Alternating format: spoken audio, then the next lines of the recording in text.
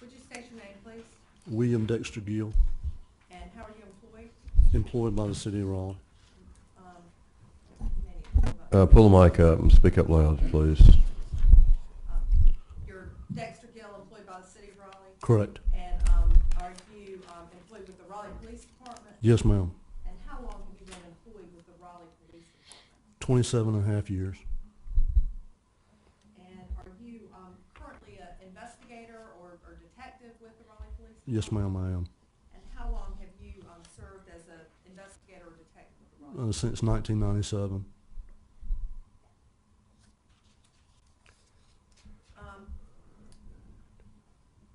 Did you, in July of 2011, were you working as a homicide detective with the Raleigh Police Department? Yes, ma'am, I was. And how long have you been in the homicide unit? I moved to the homicide unit in January of 2008. And so prior to that, from 1997 to 2008, you were involved as a detective, but in other areas? Yes, ma'am, correct. And what other areas were you involved in? Drugs and vice for a period of time. I worked drug interdiction for a period of time. Moved to the Drug Enforcement Administration resident office here in Raleigh as a task force officer for about 5 years. And then special victims and then the homicide. So when you began in the homicide unit of 2008, were you assigned to a particular team with the homicide unit? Yes, ma'am. And in July of 2011, did you serve as a member of two basic homicide teams? Yes, ma'am. And in terms of your duties and responsibilities as a homicide detective, can you explain that to the jury? Both homicide units, we have 2 homicide units that alternate shifts. We have a day shift unit and an evening shift unit, and we switch every other week. Every which unit is on the evening shift covers the midnight time as far as callback for any incidents that occur during that time frame. We investigate all cases involving the death of a human being with the exception of motor vehicle accidents. Do you also become involved on occasion with regard to missing persons investigations? Yes, ma'am, if they are suspicious in nature.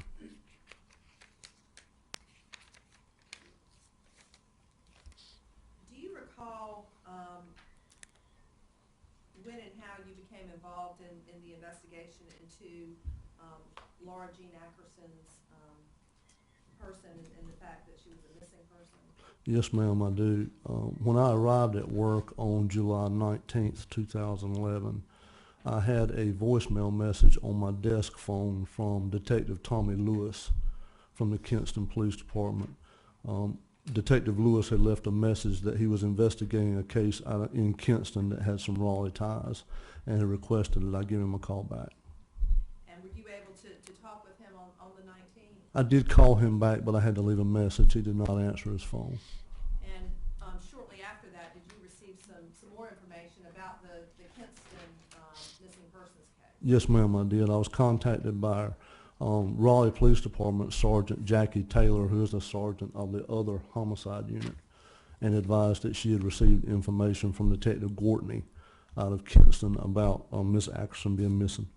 And so Sergeant Taylor's squad had been on the night before, and then your squad was coming on that next morning? If I remember correctly, they were on day shift, and we were coming on 3 to 11, the evening shift. And through Detective Gortney, had certain information been provided to the Raleigh Police Department? Yes, ma'am. And did Detective Gortney actually come up and sit down with you? Yes, ma'am. Later, I believe later that same day, Detective Gortney traveled to Raleigh and met with our unit in our office. And at that stage, what information did you have to go on?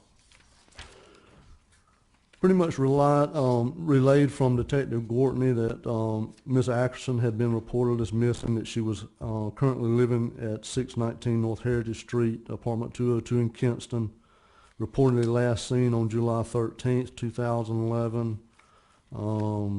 Detective Gorton advised that she was last known to travel to Raleigh on that date to visit her children at the home of the children's father, Grant Hayes. He advised that they were both involved in an ongoing child custody dispute with the courts, and that Mr. Hayes was reported to reside at 4021 apartment 322 Bella Park Trail in Raleigh. Detective Gortney stated that he spoke with Mr. Hayes on July the 17th, 2011 by telephone, and during that brief conversation, Mr. Hayes advised that Ms. Ackerson arrived at his apartment on the 13th to pick up the children. He said that she left the apartment with the children and returned between 9 and 9:30 p.m. that evening to drop the children off.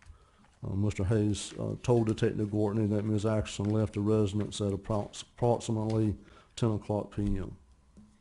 And having that information from Detective Gortney, did you and the other detectives begin to take steps to try to investigate this case further? Yes, ma'am, I did. And what was the first thing that you did? The first thing that I did is I prepared a bolo containing a picture of Ms. Ackerson's vehicle and a picture of her, and disseminated it to all Raleigh police units. And as you were beginning this investigation, did you and other officers receive information that the victim had previously resided in the Raleigh area? Yes, ma'am, we did. And what did you find out about that? The Detective Gortney, when we started looking at the information that he provided, we were able to determine that Mr. Hayes and Ms. Ackerson resided together in Raleigh in 2009 and lived in an apartment located at 5400 Summit Manor Lane, apartment 106. And so that was information that was kind of coming in as you all began the Yes, ma'am. investigation. As part of your responsibilities in the investigation, did you begin to examine phone records for Laura Ackerson's phone? Yes, ma'am, I did. And do you recall when you got those phone records? Approximately 6:42 p.m. on that date, the 19th. And at this point, you've indicated that you've created the bolo with Ms. Ackerson's photo and a photo of her vehicle. Yes, ma'am.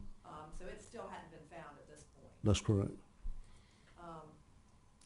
When you received phone records for Laura Ackerson's phone, what analysis or what examinations did you begin at that point? I just began now analyzing the telephone records to include the location of the cellular towers that the handset itself was communicating with during the phone calls that she had made and received, and an attempt to identify each and every individual that she had spoken with during that time frame. And were you able to determine the last phone call that had been placed from that phone? Yes, ma'am, I was. And when was that? The last telephone call was an outbound call to 917-744-7651 that occurred on the 13th of July 2011 at 4:59 p.m. and it lasted for 118 seconds. And were you able to determine subscriber information with regard to the phone number that Laura Ackerson's phone called? The information that I was provided was that it belonged to Grant or Amanda Hayes. And were you able, through the phone records and working with other detectives with the Raleigh Police Department, able to determine the cell tower location at the time that phone call was made at 4:59 on July the 13th? Yes, ma'am, I was. And where was that phone? That cell tower was located at 3908 Arrow Drive in Raleigh, which is just a short distance from the intersection of Interstate 440 and Glenwood Avenue. Were you indicated you had information that Laura Ackerson was coming to Raleigh to Grant Hayes' apartment. Correct. And so were you able to investigate in terms of looking at the phone records and seeing her location or the phone's location at 4:59 on July the 13th, and able to determine kind of what made sense in terms of where she would have arrived, when she would have arrived at the apartment on Bella Park Trail? Yes. You asking me if her destination was the Bella Park Trail address when she would have arrived there Yes, sir. from where the cell tower indicated her phone was? Yes, sir. Objection's overruled. Do you have an opinion about that? In my opinion, based upon the time that her phone is communicating with that cell tower, she would have arrived, if she continued on that path without diverting to any other location, she would have arrived at the apartment prior to the time that Mr. Hayes said that she arrived.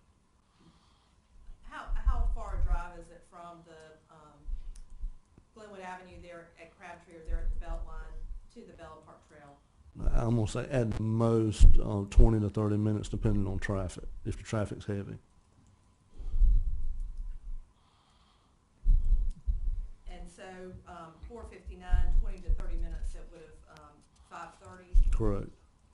And you were aware that, or what information did you have with regard to when Grant Hayes actually indicated to Detective Gordon that he had arrived? No, or that she had arrived? Detective Gorton advised me that Mr. Hayes stated that she arrived at 6:40 p.m.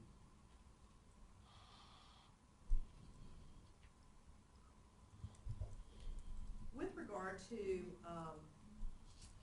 the phone call that had been placed from Laura Ackerson's phone at 4:59 to the phone number ending in 7651, did you examine the phone records with regard to 7651 related to cell phone towers? Yes, ma'am, I did. So you also had phone records for that particular number? That is correct. And were you able to draw any conclusions with regard to July the 13th of 2011 based on examining those records and the cell towers? I examined the phone call that Ms. Ackerson made at 4:59 p.m. on the phone records for the 7651 phone that belonged to Grant or Amanda, and looked at the tower location for that phone at the time the phone call was placed, and it stayed in the tower locations for the residents at 4021 apartment 322 Bella Park Trail, and didn't leave that tower location for the remainder of the night. And so the tower that a phone would have hit off from the residence if a phone call was made or received from the residence, it hit off that tower and didn't hit off any other tower for the remainder of the night? Correct. You indicated that the last phone call either received or made outgoing or incoming for Laura Ackerson's phone was at 4:59. Were there other phone calls made from the 7651 number the rest of that night? I do not recall that. I'm going to say they will if there were, just based on the fact that based on my notes I put that it did not leave that location for the remainder of the night, and there would have had to have been an incoming and outgoing phone call from that phone to dictate which tower location it was at. During the time that you were going through those phone records, did you receive notification that Laura's vehicle had been located? Yes, ma'am, I did. And when did you receive that notification? At 22:54 hours at 10:54 p.m. that night, that same night. And this would have been July the 19th, that Tuesday evening? Correct. Did you respond to the location where Laura's vehicle had been found? Yes, ma'am, I did. Okay, and where was that? It was parked in a parking space at 5431 Summit Manor Lane in Raleigh. And you had earlier indicated that the investigation had revealed that Laura and Grant Hayes had lived at Summit Manor Lane previously. That's correct. So was this car located in the same apartment complex parking lot as Laura and Grant had lived? Yes, ma'am. When when you went to, 5431 Summit Manor Lane, did you observe, Laura's car parked there? Yes, ma'am, I did. And did you yourself, become involved in any, investigation with regard to that car? Yes, ma'am. And can you describe that for the jury? I went and spoke with the management at the apartment complex, just to see if they had any cameras or, any information at all about the car itself. And were you able to, or were they able to provide any camera or video of, anything that was relevant or helpful with regard to that car's location No, in the ma'am. parking lot? No, ma'am. While you were there, did CCBI, Agent Trimlett, did she come and actually process the car, photograph it, and process it for fingerprints and DNA and that type of thing? Yes, ma'am, she did. And, what else did you do while you were out there? Myself and, at the time, Detective Latour, who's now been promoted, walked the area between, the wooded area between the Summit Manor apartment complex where the car was located and the Bella Park Trail apartments, which are relatively close. Walked that area to try to locate any other evidence or anything that was of value. And when you say you walked that area, how far was it from, where Laura Ackerson's car was recovered at 5431 to Summit Park Lane, Summit Manor Lane to, 4021 Bella Park Trail? Approximately 400 yards. And was that walking distance? That was walking distance, yes, ma'am.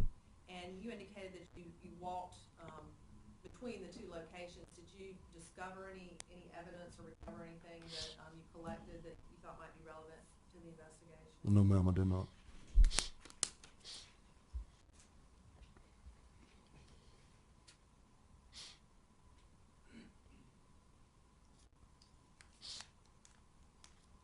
With regard to, the phone number that Laura Ackerson had last had contact with at 4:59 on the 13th, did you and other detectives, work together to determine its location, that being the number ending in 7651? Yes, ma'am, we did. And did you receive, information, from Detective Heckman about the location of that phone on July the 20th of 2011? Yes, ma'am, I did. And what information did you receive? It was approximately the 03:48 a.m. The email indicated that the GPS coordinates for the phone showed that it was located at a residence off of Skinner Lane in Richmond, Texas.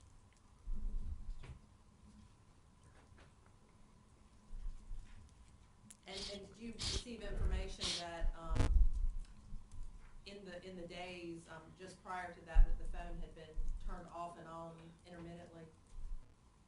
Prior to the recovery of Ms. Ackerson's vehicle, when I was going through the phone records for the 7651 phone, I realized that on the 17th, the early morning hours of the 17th, that phone had begun to travel south through the Georgia-Alabama area and stopped in the Richmond, Texas area on the 18th. I did not have a exact pinpoint GPS location until Detective Heckman was able to provide that.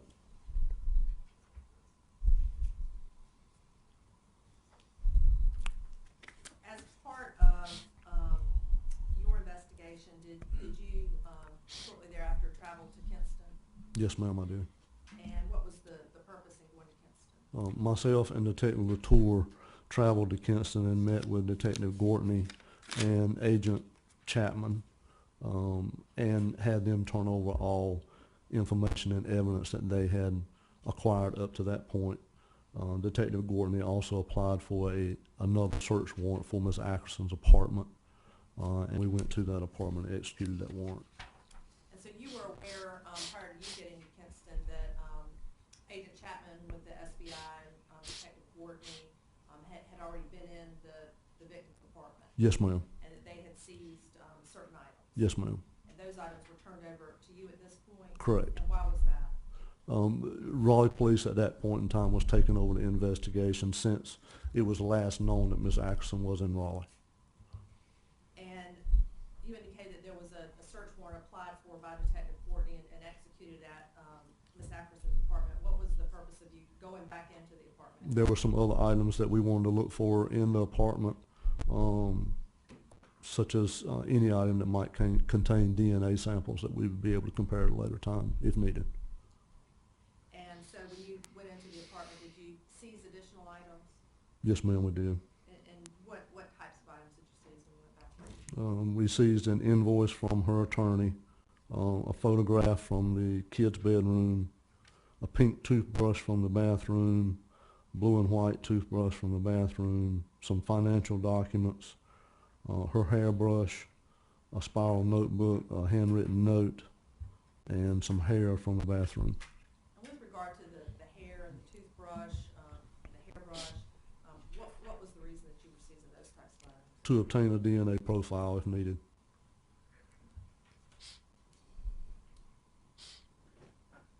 And at this point, Laura Ackerson her car's been discovered, but she's not been found. Correct. While you were in Kinston, did you conduct any interviews? Yes, ma'am. And who did you interview while you were in Kinston? After I completed the search, I responded to the Star Daycare and interviewed Miss Patsy Hayes, Grant Hayes' mom.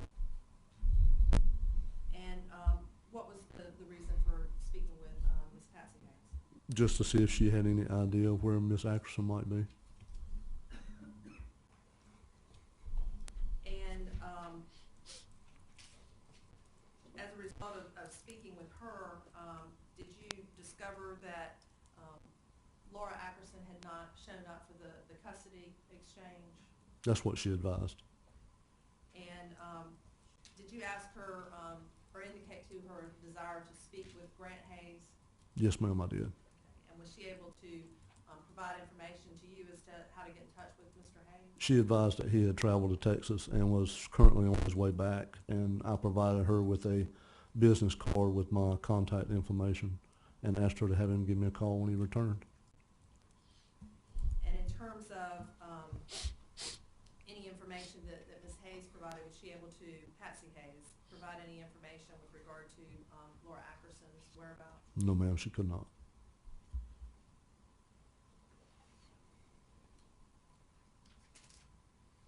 Detective Gill, you had indicated that as part of your investigation that you were looking at the Hayes' cell phone, is that right? Yes, ma'am. Did you, during the course of examining those records, find any attempts to locate any U-Haul rental companies? There were rental companies. There were several calls where attempts were made to contact rental companies. I do not recall exactly which companies they were. That information was passed to Detective Latour at the time for him to follow up on the rental companies. And during that time, were you also trying to put together a timeline, basically, with regard to Laura's activities when she had last been seen? Yes, ma'am. Is that something you typically would do in this type of situation? Yes, ma'am, it is. And why is that important? Just to be able to track her movement, who she was talking to. I went based upon the phone records that we had, and on that timeline it indicates the phone number that she either spoke to, outgoing call or incoming call, the person that subscribed to that number as far as who owned it, the location of the tower, when that phone call was made or received, up until the last phone call, just to be able to track her movement. And with regard to Laura's phone, we talked about the 459 being the last outgoing or incoming call that was received. Is that right? Yes, ma'am. And were there other appears to be phone calls made that were sent to voicemail after that time? Yes, ma'am. There were other inbound calls. But nothing outbound? No, ma'am. And anything to indicate that she answered the phone after? No, ma'am. As part of your investigation at this point, did you speak with, at that time, Shay Elmer? I did not. No, ma'am. Was that something that was done by other investigators? Yes, ma'am. And just in terms of how this works, are there multiple detectives from the Raleigh Police Department that are involved in an investigation, pretty much everybody doing separate things? Each homicide unit has 5 homicide detectives and a supervisor. When we are assigned a case, when we receive a case, all 5 of those detectives work on that investigation until it's solved. It's not just one person, it's a group of people, and we incorporate other teams like our telephone people, and if we need additional resources, the robbery detectives will come in and help. But we're working on it as a group. And so you indicated that as part of this investigation, Shay Elmer was interviewed by other detectives. That's correct. And as a result of that interview, did you begin to get more information about this trip to Texas? Yes, ma'am. Were you able to find out any information about this Skinner Lane, where the phone had been located? Shay was able to provide Detective Latour the location of a relative identified as Karen Berry. That was Ms. Hayes' sister that lived at 4336 Skinner Lane. And when I pulled that address up on Google Earth, I realized it was the exact same location as the GPS pinpoint that was provided by Detective Heckner. And so at this point, you had a name of somebody that lived at that address where that phone was determined to be at 348 on July the 20th? Correct. With regard to the U-Haul information, as you and other investigators were you able to determine that there had been a U-Haul rented here in Raleigh and returned in Texas? Yes, ma'am. And where in Texas was that The U-Haul rented or returned? Detective Latour made contact with U-Haul and was able to determine that it was returned at the U-Haul dealership in Katy, Texas. And in terms of the Skinner Lane address, that's been identified as being in Richmond, Texas. Yes, ma'am. Where is Katy, Texas in relation to Richmond, Texas? It's approximately 30 miles away. I don't know, I'm not familiar enough with Texas to be able to tell you in what direction, but it's about a 30-minute drive between the two. And as a result of all of this information that had been coming in through your efforts as well as other efforts of the Raleigh Police Department detectives looking into the missing person of Laura Ackerson, did you determine in consultation with your supervisor that you needed to go to Texas? Yes, ma'am. And did you go with another detective to Texas? Yes, ma'am. Detective Latour. And when did you leave for Texas? On July 22nd, 2011 at 5 p.m.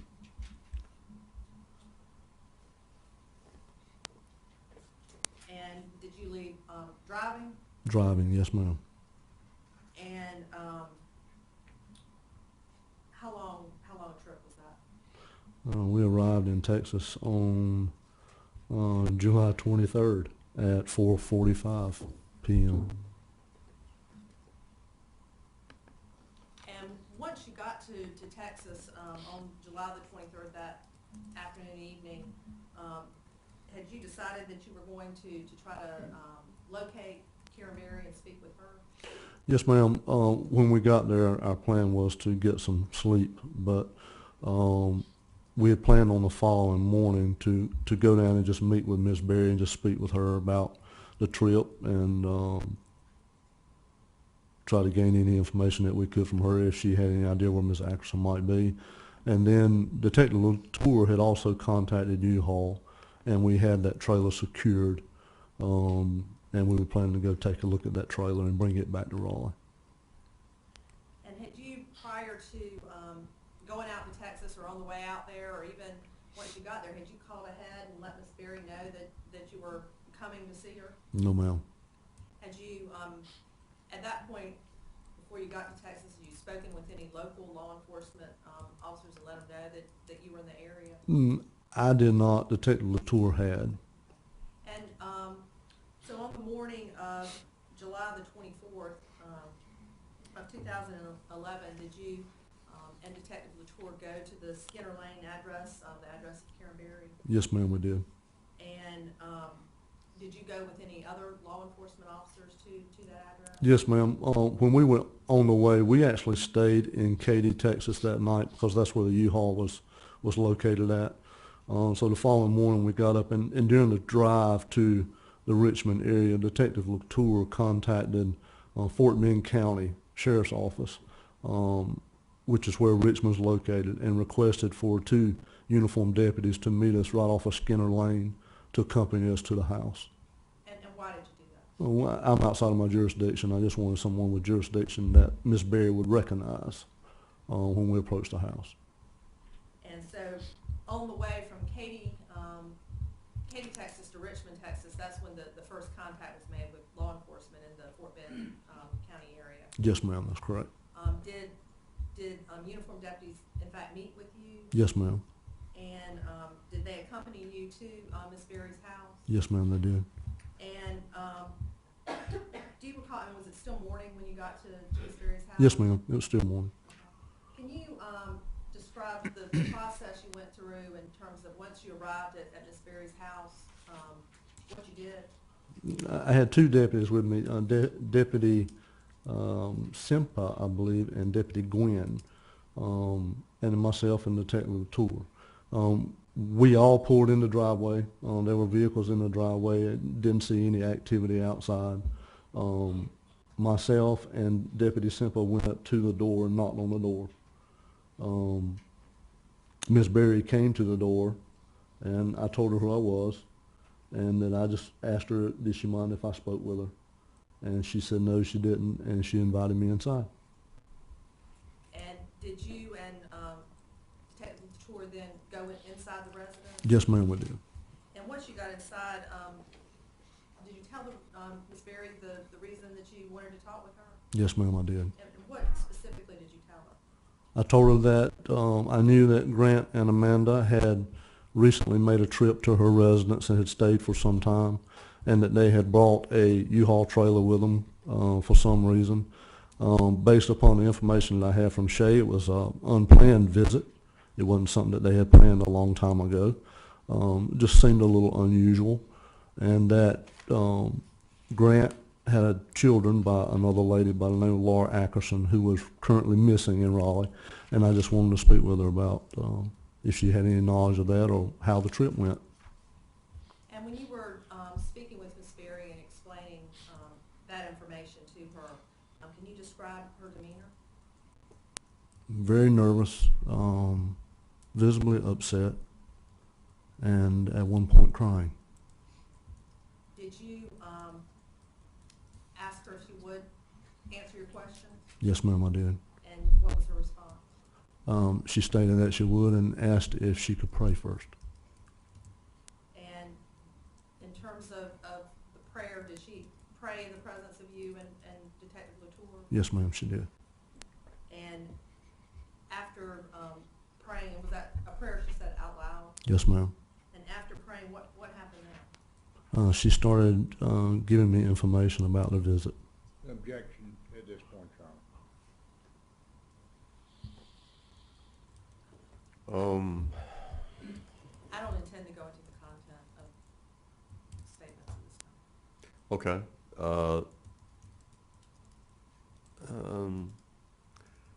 Well, sustained as to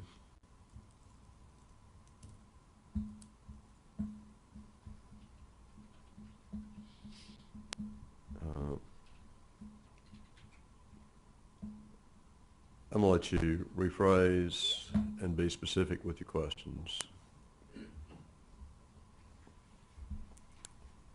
Did you, at that point, Detective Gill, begin asking Ms. Berry various questions about Grant and Amanda Hayes' trip to her house? Yes, ma'am, I did. And did she respond to your questions? Yes, ma'am, she did. And as that interview went forward, did it come a time where you asked Ms. Berry if Laura Ackerson was here, being Objection. there? Overall. What did you ask her? Yes, ma'am, I did. What specifically did you ask her?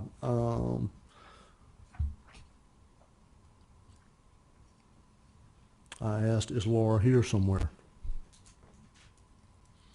And based on her response to that question, what did you do? I asked Detective Latour to continue the interview with Ms. Berry, and I stepped outside and spoke with Deputy Simpa and requested that he contact one of their supervisors. And did your request of Deputy Simpa be that a supervisor respond to your location? I just requested to speak with one at that point. And who did you end up speaking to? Patrol Sergeant Reggie Powell called Deputy Simpa's phone, and I spoke with him on the phone. I explained to him the situation that I had.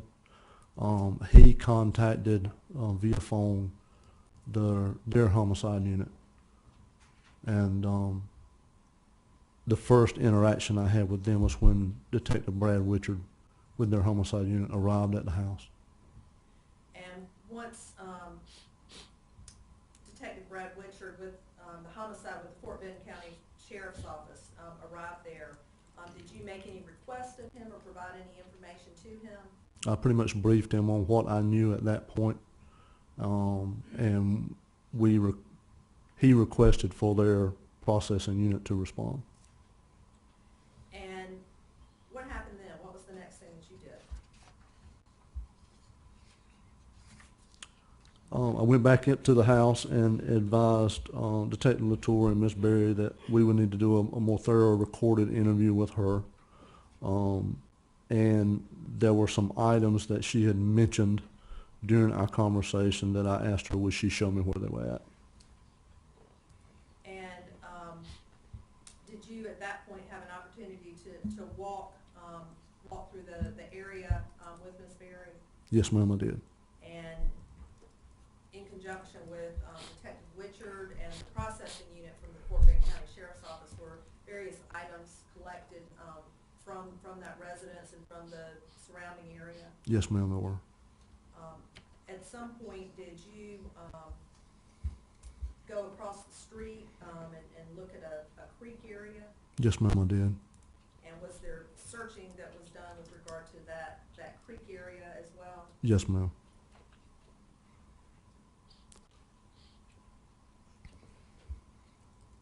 With regard to the various items that they were collected that day, various items were collected that day? Yes, ma'am. Did Ms. Berry actually, was she taken to a different location to do a recorded interview? Yes, ma'am. She was transported back to the Fort Bend County Sheriff's Office for a recorded interview. And after she had left, did you all continue with the search and the processing of that area? Yes, ma'am, we did.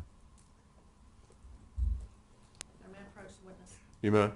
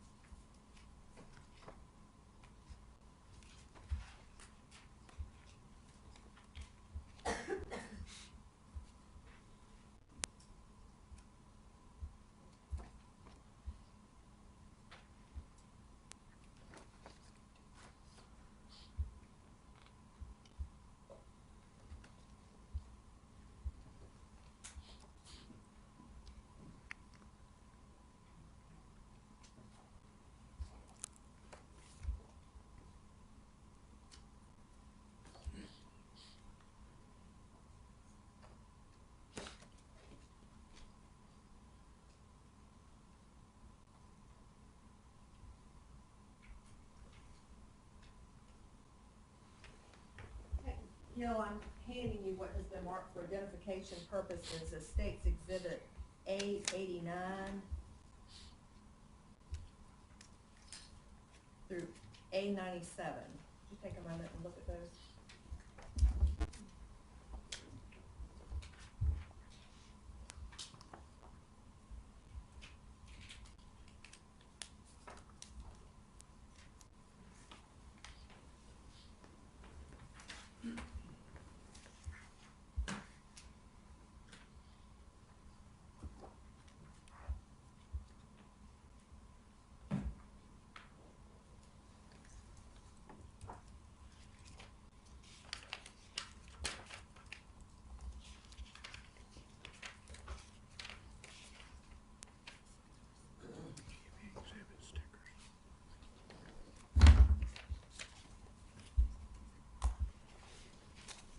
may I approach again? All right. I'm also handing you, State's Exhibit A-188 through A-190.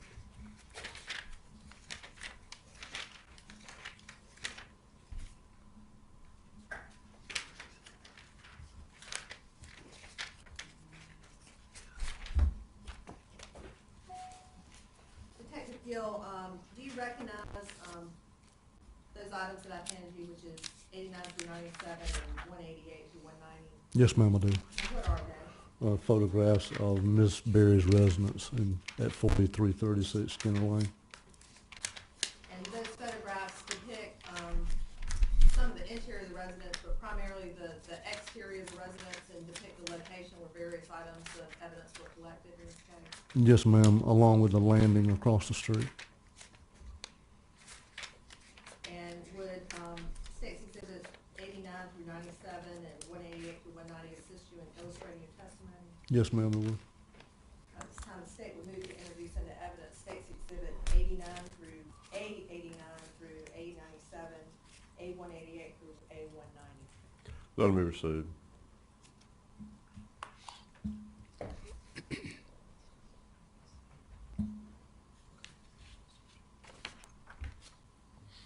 At this time, may I have permission to publish these? You may.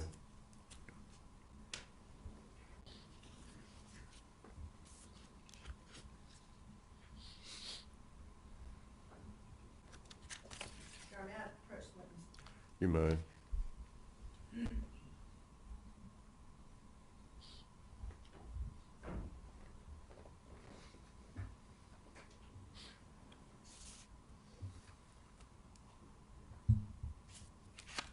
Detective Gill, what's being shown on the screen is State's Exhibit A-89.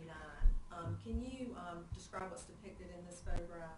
This is a portion of Skinner Lane. Miss Berry's residence would be off to your left if you're a photographer. You have a pointer up there, laser pointer?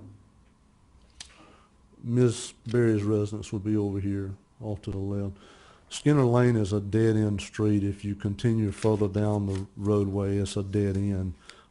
This, going back in this direction, is headed back to the park where we met the deputies at prior to going to her house. So if you continue down Skinner Lane with Miss Berry's residence on your right there and kept going forward, that dead end? Yes, ma'am, that's correct. How far down? I'm gonna say approximately a mile. What's on the, as we're facing it, there's two police cars. Are they pulled in the driveway area or near the driveway area? There was a clearing a little further down here, past her driveway. There's a clearing, and that's where most of the police cars pulled over at. The residence was kind of getting crowded with the number of vehicles that were arriving with the processing unit, and plus we had roped it off as a crime scene. And you've indicated that Miss Berry's residence is on the left. What's located on the right? On the right is where Oyster Creek runs parallel with the roadway right here.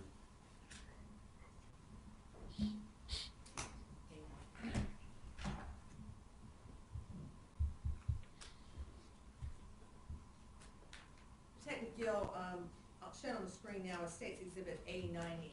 Do you recognize or can you explain what's depicted in this photograph?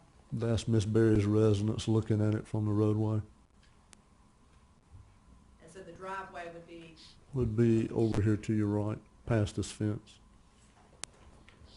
and there appears to be a police car kind of in the far right, but there are also, two other trucks and another vehicle located in the Yes, driveway area? yes, ma'am, that's correct.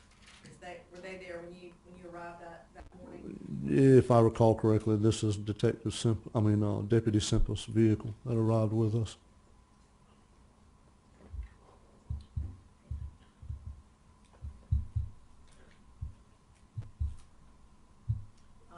State's Exhibit A-91, what's shown in this photograph?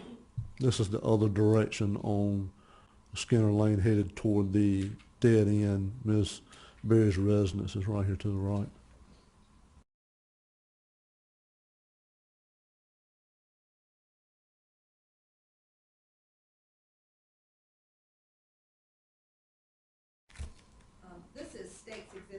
A92. Can you describe what's depicted in this photo? Almost directly across the street from Ms. Berry's residence is a path, a clearing that leads down to Oyster Creek. This is looking down that clearing to a small little landing.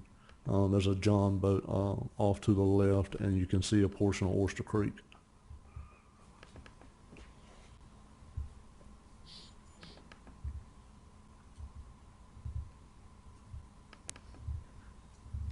State's Exhibit A93. What's shown in this photograph? That's the front of Ms. Berry's residence.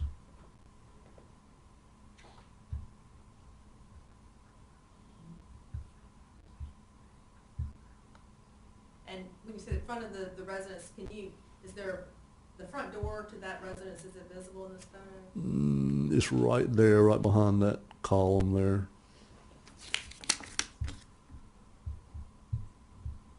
State's Exhibit A94. What's shown in this photograph? That is the right-hand side of Ms. Berry's residence. If you're facing it from the roadway, it's on the right-hand side. This decking actually faces toward the driveway. The driveway would be over here to the right. And there appear to be some buildings also shown in this photo that are kind of appear to be behind the residence. Yes, ma'am, that's correct. What are they? There are barns and a shed that run parallel onto the backside of the residence. And the caution tape that's strung up there, was that already there, or was that something that you all put up? That was already there. There are some boards on the decking that were damaged, and Ms. Berry had that put up.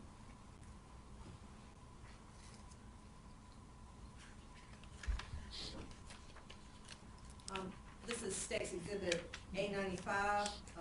What's shown in this photograph? That's the entrance to that residence on the right-hand side, coming from that decking area that we just looked at in the previous photograph. And does there appear to be a cooler that has wheels, dark blue with a white top? Yes, ma'am.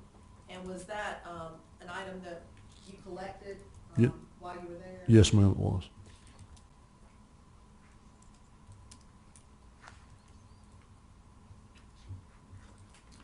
State's Exhibit A96, is that, in this photo, can you actually see that side door and the location of that cooler in relation to the door? Yes, ma'am.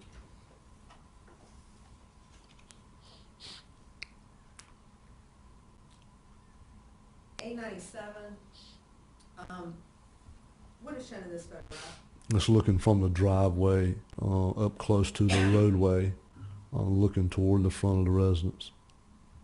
And the truck that's kind of in the foreground of that photograph, was that located at the residence?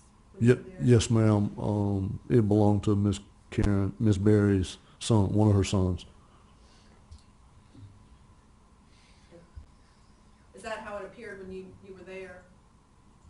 Yes, ma'am. Okay, in that location? Yes, ma'am. Position?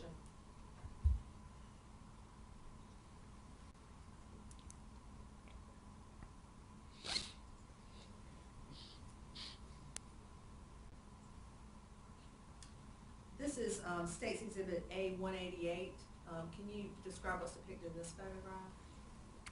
When you come in, this is Miss Berry's residence is over here to the left. That is the decking area that we just looked at on the right-hand side of the residence. When you come in the driveway, this path is an extension of the driveway that goes past these barns and sheds to a open area back here behind those. Back where there's a hog pen back there, there's a burn pile where she burns trash and some other things back behind these barns. That's just an extension of that driveway. And in this photograph, A188, do you see some what appears to be some yellow straps? Yes, ma'am. They are right there. And were they also collected as part of your investigation? Yes, ma'am, they were.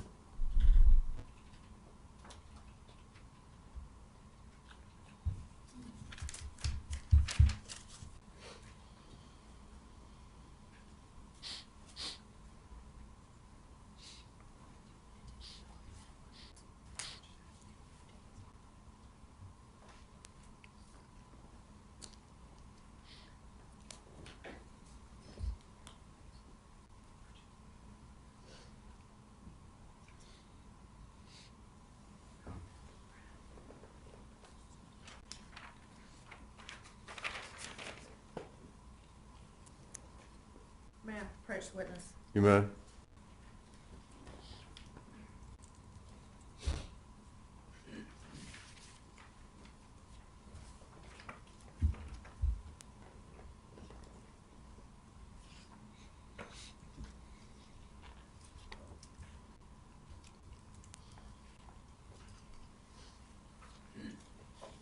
Detective Gill, I'm handing you what's been marked for identification purposes as State's Exhibit A-191 through A-195.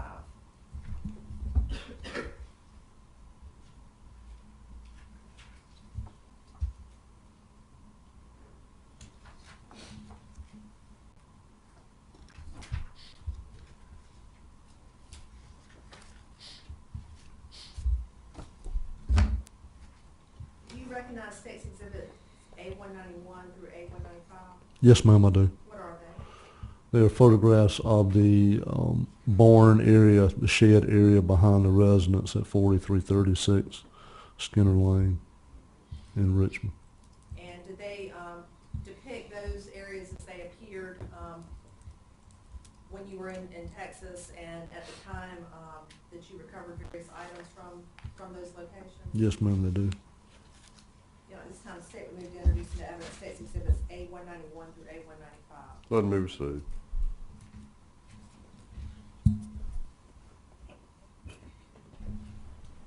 Detective Gill, on the screen, we're going to pull up A-191. Can you describe what's depicted in this photo? There's an opening to a shed behind Ms. Berry's residence. Her washer and dryer is located right here to the left in this enclosed area here. And did you eventually recover several items from this area? Yes, ma'am, I did. And specifically, what items were recovered from this area? There were a black machete that Miss Berry had found in the yard and she had placed inside the shed. There were 2 towels that were used to wipe out 2 coolers that were left at her residence that were placed in the shed, and a container of advanced gentle enzyme treatment that she pointed out to me that she didn't know where it came from.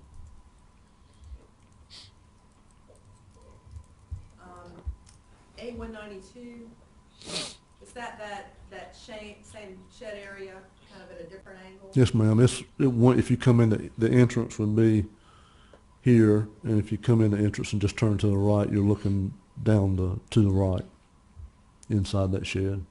And you indicated that there was a machete that was located in the shed area. Yes, ma'am. Can you use this photo to show the general area from which the machete? It's behind these boards right here. She picked it up in the yard and stated that she didn't want her sons to get access to it, so she had dropped it down behind those boards. A-193, is that kind of the same area, closer up where you can point out a little bit more where the machete was located? Yes, ma'am. And A-194, That's the same area. You can, if I remember correctly, you could see the machete down behind these boards with a flashlight. and it's difficult to see the actual machete, is that because the boards were kind of leaning against the wall? Yes, ma'am. And where was the machete in relation to those boards? It's back behind these boards right here. You could see it with a flashlight if you were standing up looking down in between the boards, but you can't see it in the photograph. State's Exhibit A-195.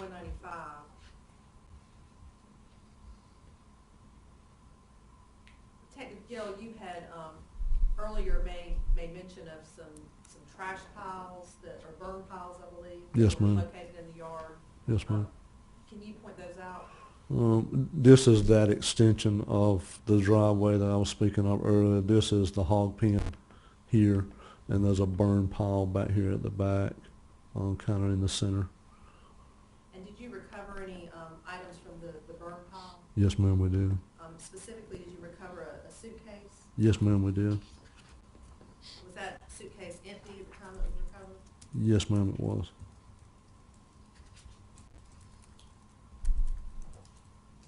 Did, you had pointed out earlier a cooler that was located on the side porch and indicated that had been recovered. Was there a second cooler that was recovered and taken into evidence? Yes, ma'am, it was. And where was that located? It was to the right of the residence, kind of off the back right-hand corner if you were facing it from the roadway, sitting out in the yard. And did you also go inside Ms. Berry's residence? Yes, ma'am, I did. And did you recover a Motel 6 receipt with some writing on the back of it near the computer area? Yes, ma'am, we did. Did you also recover a computer? Yes, ma'am, I did. And where was the computer located? It was kind of in what you would consider the den of Ms. Berry's residence. She had a computer table with a computer on it. Up on the screen is going to be A189. What's shown in this photograph? A computer table with the computer and the motel receipt. And did you have an opportunity to examine that motel receipt? Yes, ma'am, I did. And was there some writing on the reverse of that motel receipt? Yes, ma'am, it was. A190. What is shown here? Detective Jamie Gortney's email address. Okay, was that, is that actually a photograph of the back of the Motel 6 receipt? Yes, ma'am, it is. And do you recall, was that Motel 6 located in Alabama? I believe it was Montgomery. And is Montgomery on the way between Raleigh and Richmond, Texas? Yes, ma'am, it is. And so that was something that you also seized in this? Yes, ma'am.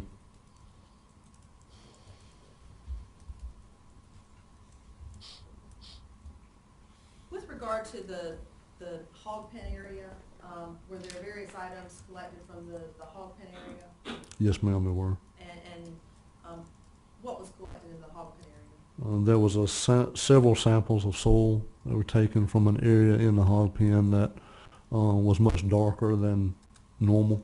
It appeared that something had been poured on the ground at that location. There was also a label for chemical gloves, the packaging for chemical gloves, that was collected out of the hog pen. Was there also some wire that was located near that darkened soil? Yes, hog pen ma'am. That was wire fencing? It was wire fencing, a roll of wire fencing directly behind the darkened area on the soil, and it looked like that something has splashed up on that wiring, so we seized that wiring also.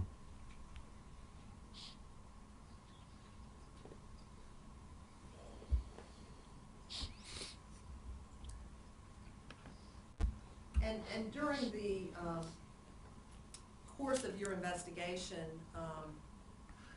you learned or came to know that Karen Berry was the sister of Amanda Hayes, is that right? Correct. And she lived there at the Skinner Lane address. Who else lived there with her? Her two sons. And her husband off and on, if I recall correctly. He was a truck driver at that time.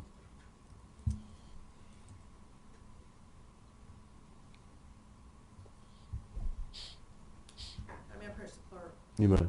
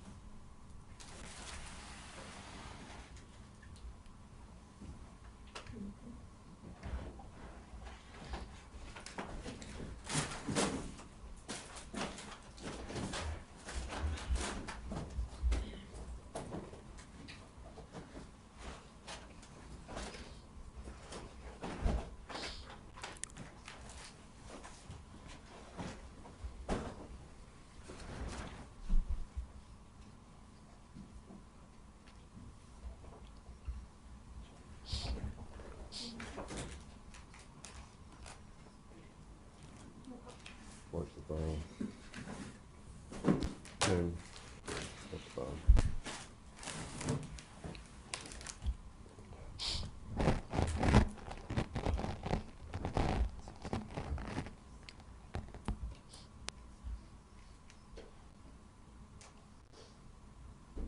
That's fine.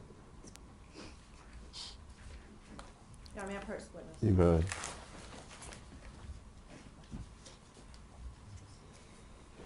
You can have him come down if you, Just to make sure it's seen. you can have him come down if you want to, if it's easier. Detective Gill, would you, step down?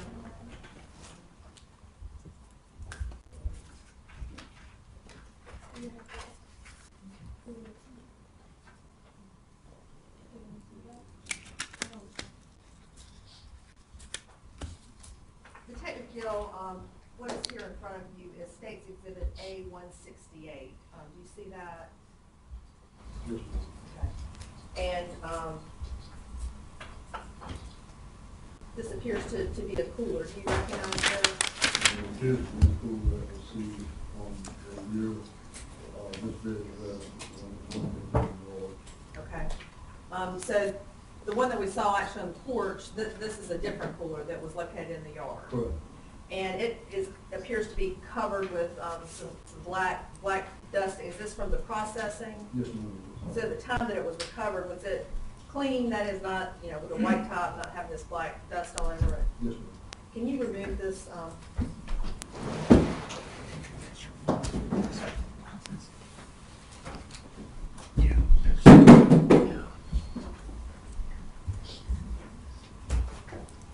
Detective Gill, do you recognize, State's Exhibit A-168 as being the cooler that was recovered from the yard there at Skinner Lane? Appears to be, yes, ma'am.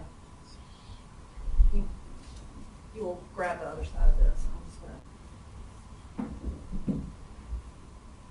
And at the time that it was recovered, was it empty? Yes, ma'am, it was. And was there, any examination that was done with regard, you've indicated there's fingerprint dust on it, or was it examined and processed? Yes, ma'am, it was. And you indicated that was one of the coolers that was located and seized there at Karen Berry's residence. There was a second cooler. Yes, ma'am.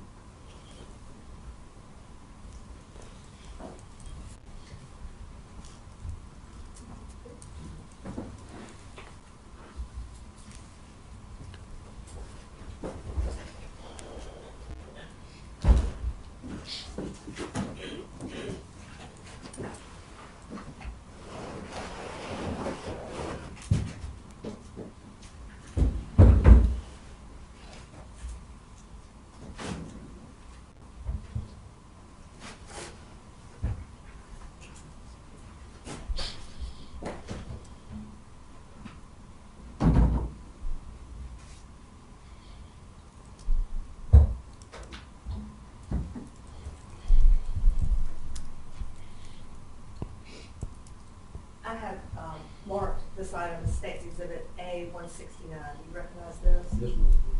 And what is this? This is the other cooler, the one that was located on in the image right there, on the right hand side of the road. And again, it appears to have black fingerprint dust. At the time that you recovered it, did it have any of this black substance on it? No, ma'am, it was clean. And this particular item has a handle and wheels for rolling. Yes, ma'am, it was. And each of these are identified as Coleman coolers, is that right? Yes, ma'am. And with regard to State's Exhibit A-169, what's the capacity of that? That's a 75 quart. This one? Yes. The 75 quart. And with regard to A-168, what's the That's capacity? a 120 quart. Okay. And with regard to A-169, was that also something that the interior of was processed? Yes, ma'am, it was. And was it also empty at the time that it was recovered? Yes, ma'am, it was.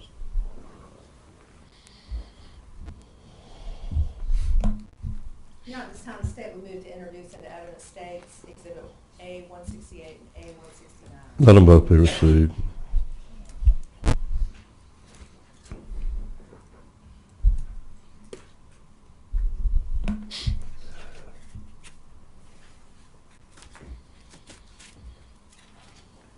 Mayor Pro Tem Witness. You may.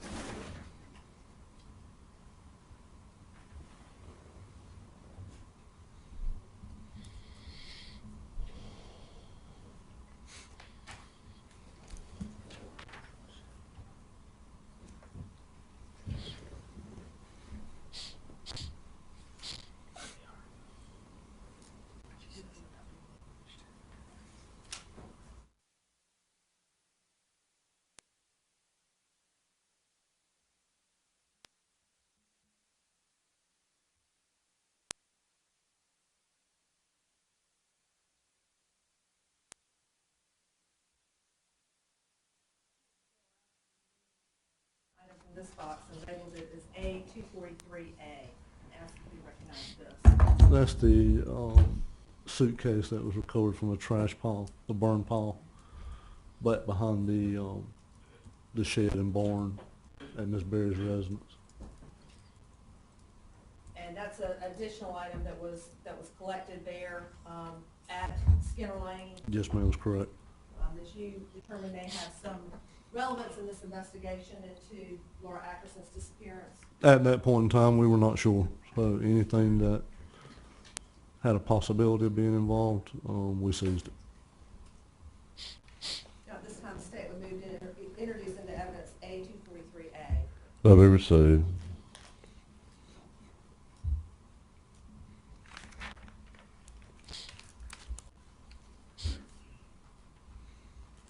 Mayor Pro Tem Witness. You may.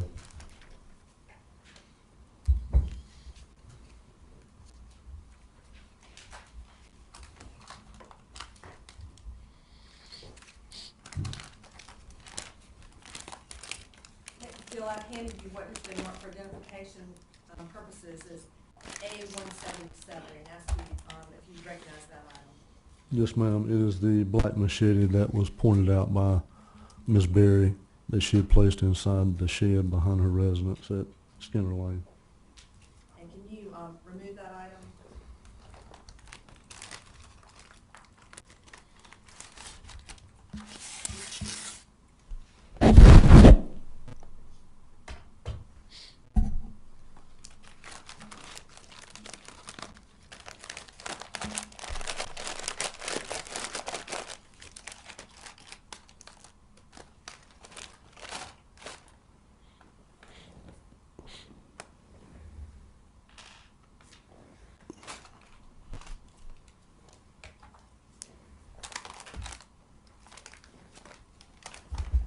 So the item you removed is a blade and then a handle.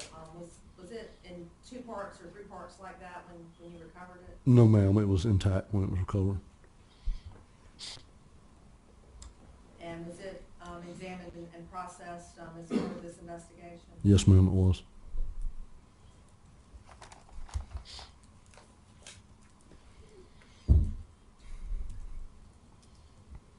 Your Honor, at this time, the state would move to introduce into evidence A177.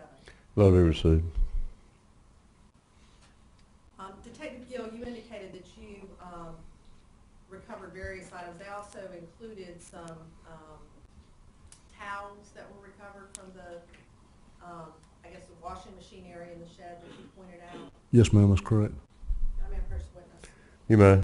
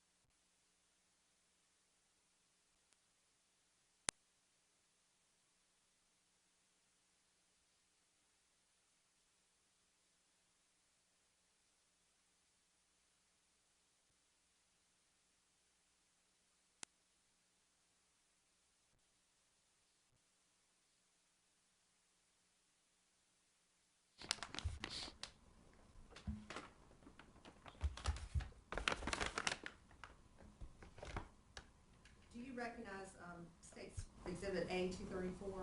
Yes, ma'am, I do. And what is that? It was a green towel that we collected from that shed area behind Ms. Berry's residence at 4336 Skinner Lane in Richmond. And do you recognize, State's Exhibit A 235? Yes, ma'am, it was a gray towel collected from that same barn area behind Ms. Berry's residence. At this time, the state would move to introduce into evidence A 234 and A 235. Let them move to be received.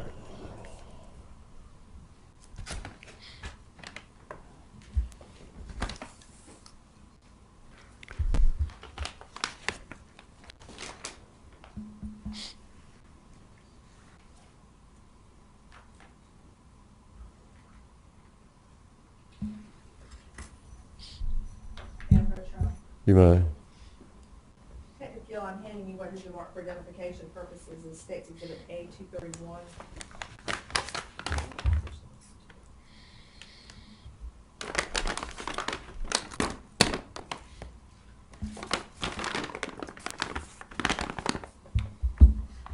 Do you recognize State's Exhibit A 231? Yes, ma'am, I do. And what is that item? They are the two yellow tie-down straps that we recovered on a line next to the driveway at the residence of Ms. Berry on Skinner Lane. Now, at this time, the state will move to introduce into evidence State's Exhibit A 231. Let them be received. Detective Gill, you had testified about the tie-down straps. As part of your examination and investigation at Karen Berry's residence, did you see a piece of furniture that was located on the front porch of her house? Yes, ma'am, I did. And can you describe that? It was a two-piece hutch that Ms. Berry advised that Grant and Amanda had brought with them to her residence. And at the time that you viewed that item, it was still located in the front porch area? Yes, ma'am, that's correct. Did it have any packing blankets or anything like that? Yes, ma'am, it had moving blankets. It was wrapped up in moving blankets. And was that also something that was seized and eventually transported back to Raleigh? Yes, ma'am, it was.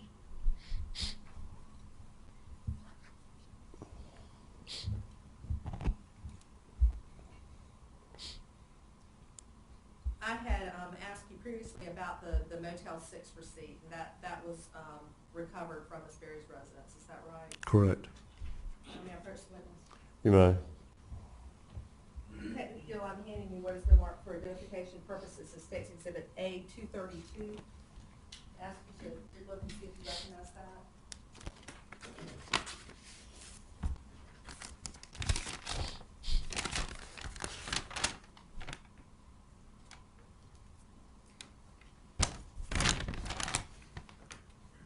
Yes, ma'am, I do. And what is State's Exhibit A 232?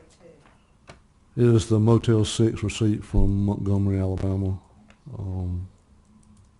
in the name of Amanda Smith, that was located on the computer table at Ms. Berry's residence on Skinner Lane in Richmond.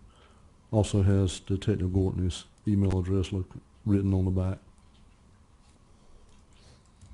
At this time, the state will move to introduce into evidence State's Exhibit A 232. Let them be received. And Detective Gill, before you replace State's Exhibit A 232, can you tell the jury what's reflected on that receipt in terms of date of stay? It states from July 17th, 2011 to July 18th, 2011. The actual date that it was booked was on the 17th, July 17th, 2011. And is there information contained thereon about date of arrival or time of arrival?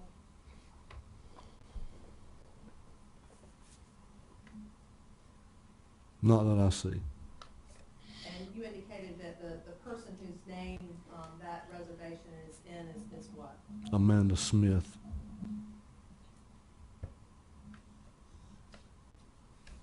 During the course of this investigation, did you learn that Amanda Hayes had previously been married and had a married name of Amanda Smith at one point. I knew that she had been married previously. I didn't put two and two together that that name matched.